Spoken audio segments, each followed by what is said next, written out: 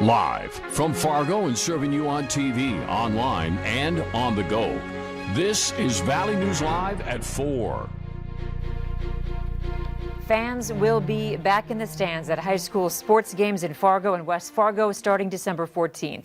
Both school districts confirmed to Valley News Live that a maximum of 50 home team spectators will be allowed at competitions and performances. When those activities resume in mid-December, officials say masks are required for all fans. A calm North Dakota teenager charged with sexually assaulting a young boy this summer has now pleaded guilty. 18-year-old Zachary Richardson is charged with 1 count of felony gross sexual imposition.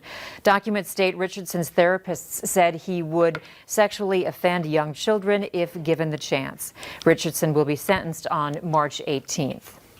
Minnesota officials are urging residents who have fallen behind on rent, mortgage, or utility payments to apply for state aid before Monday's deadline. The COVID-19 Housing Assistance Program has already taken more than 28,000 applications for over $67 million in aid. Minnesotans can apply online at 211unitedway.org. Applications are due by noon on Monday. Some grim news to report this afternoon. Another record number of COVID-related deaths have been reported in the U.S.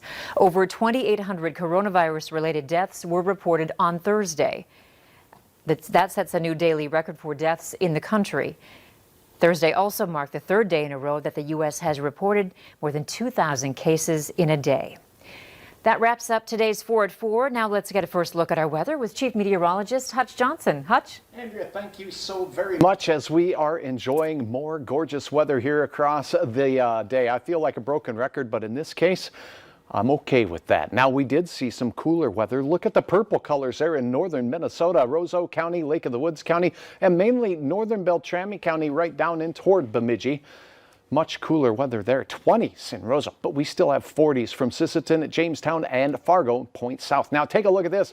One of the reasons why it was cooler in northern Minnesota, that cold air we talked about last night snuck in, and it's causing some cloud cover. You're getting less sun in that area.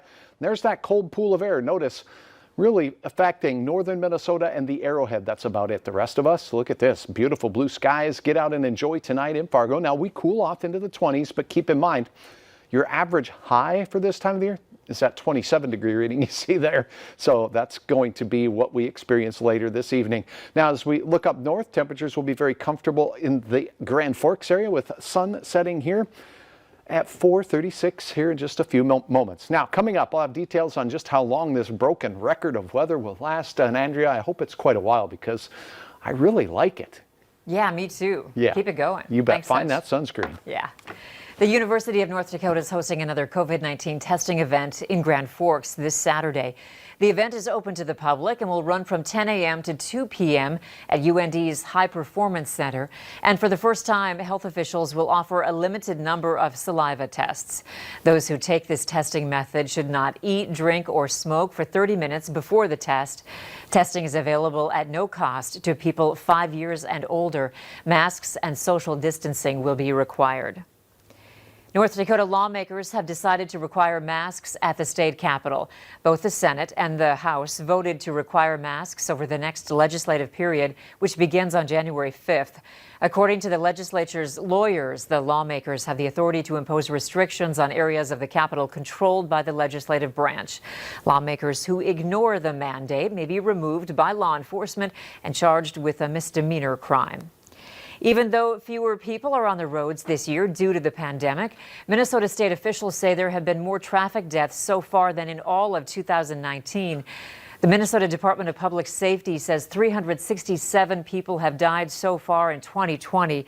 That's just slightly over the total from last year. This year's death tally is expected to increase this month. Officials say that over the last 10 years, about 30 people die on average on Minnesota roads in December. There's still no word on what started a massive fire at an abandoned warehouse in Albert Lea, Minnesota. Many city streets were blocked off, and at least one family was evacuated from their home. People saw flames climbing above the homes and melting the siding. No injuries have been reported. And if you're looking for ways to spread some holiday cheer, Valley News Live is teaming up again with the Great Plains Food Bank for a virtual food drive. There are a number of items you can purchase and donate right from your phone. Every $50 donation provides 150 meals to those who need it most. To find out more, you can download our free VNL News app, look for the virtual food drive, and then click to donate. Cities and states have become more accepting of marijuana, and some lawmakers say the federal government should too. The historic vote in the U.S. House today is next. Gorgeous weather, and it began first thing in the morning with the rising sun. We'll pause this. 7:39, there was a cloud moving overhead.